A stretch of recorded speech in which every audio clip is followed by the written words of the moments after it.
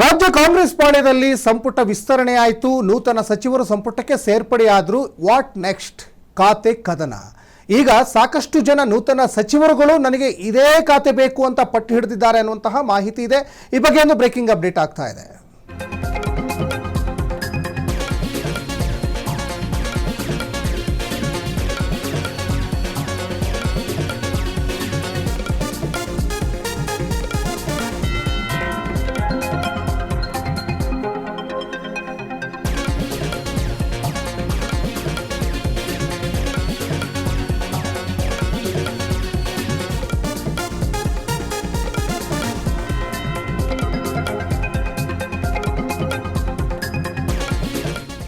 ಸಾಕಷ್ಟು ಜನ ಕಾಂಗ್ರೆಸ್ನ ಹಿರಿಯ ಸಚಿವರುಗಳು ಪ್ರಬಲ ಖಾತೆಗಳ ಮೇಲೆ ಕಣ್ಣಿಟ್ಟಿದ್ದಾರೆ. ಸಂಪುಟ ವಿಸ್ತರಣೆ ಬೆನ್ನಲ್ಲೇ ಖಾತೆಗಾಗಿ ಸಾಕಷ್ಟು ಪೈಪೋಟಿ ಈಗ ನಡೀತಾ ಇದೆ.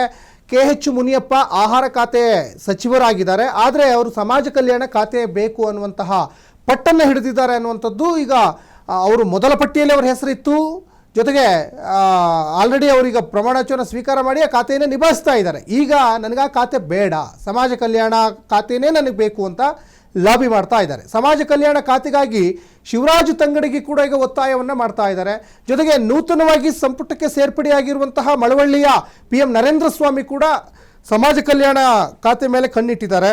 ಒಟ್ಟಿನಲ್ಲಿ ಒಂದು ಕಡೆ ಸಂಪುಟಕ್ಕೆ ಸೇರ್ಪಡೆ ಆಗದೇ ಇರುವಂತಹ ಅಸಮಾಧಾನಿತ ಶಾಸಕರ ಗೋಳು, ಇನ್ನೊಂದು ಕಡೆ ಸಂಪುಟಕ್ಕೆ ಸೇರ್ಪಡೆಯಾಗಿರುವಂತಹ ನೂತನ ಸಚಿವರ ಖಾತೆಯ ಒಂದು ಖ್ಯಾತೆ, ಇವೆಲ್ಲವನ್ನೂ ಕೂಡ ಈಗ ನಿಭಾಯಿಸಬೇಕಾದಂತಹ ಹೊಣೆಗಾರಿಕೆ ಕಾಂಗ್ರೆಸ್ ಹೈಕಮಾಂಡ್ನದ್ದಾಗಿರ್ತದೆ.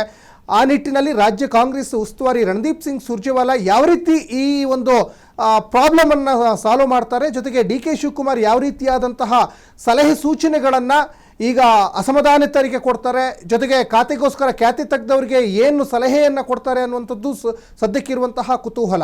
KH ಮುನಿಯಪ್ಪ ಅವರು ಅಧಿಕಾರವನ್ನು ವಹಿಸ್ಕೊಂಡಂಥ ಸಂದರ್ಭದಲ್ಲೇ ನನಗೆ ಆಹಾರ ಖಾತೆ ಬೇಡ, ಸಮಾಜ ಕಲ್ಯಾಣ ಖಾತೆಯನ್ನು ಕೊಡಿ, ಯಾಕಂದರೆ ಸಮಾಜ ಕಲ್ಯಾಣ ಖಾತೆಯಲ್ಲಿ ನನಗೆ ಕೆಲಸ ಮಾಡಲಿಕ್ಕೆ ಸಾಕಷ್ಟು ಅವಕಾಶಗಳಿದ್ದಾವೆ, ಇಲ್ಲಾಂದರೆ ಕೃಷಿ ಖಾತೆ ಕೊಡಿ ಅಂತ ಅವರು ಮೊದಲಿನಿಂದಲೂ ಕೂಡ ಪಟ್ಟನ್ನು ಹಿಡ್ಕೊಂಡಿದ್ರು. ಅವರು ಸಹಜವಾಗಿ ಕಾಂಗ್ರೆಸ್ನ ಅತ್ಯಂತ ಹಿರಿಯ ನಾಯಕರುಗಳು. ಕೇಂದ್ರದಲ್ಲಿ ಅವರು ಮಂತ್ರಿ ಆಗಿದ್ದರು, ಸಂಸದರಾಗಿದ್ದರು, ಈಗ ರಾಜ್ಯದಲ್ಲಿ ಈಗ ಮಂತ್ರಿ ಆಗಿದ್ದಾರೆ. ಸಿದ್ದರಾಮಯ್ಯನವರ ಸಂಪುಟದಲ್ಲೂ ಕೂಡ ಆಹಾರ ಖಾತೆ ಸಚಿವರಾಗಿದ್ದರು.